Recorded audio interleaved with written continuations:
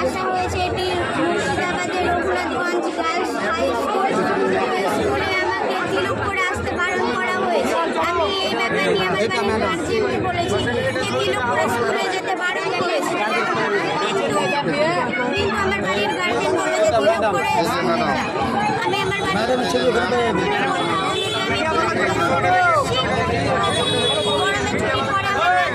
কেন তিলক করে এসেছিস স্কুলে, তোকে বারণ করেছিল তাও কেন করে এলি?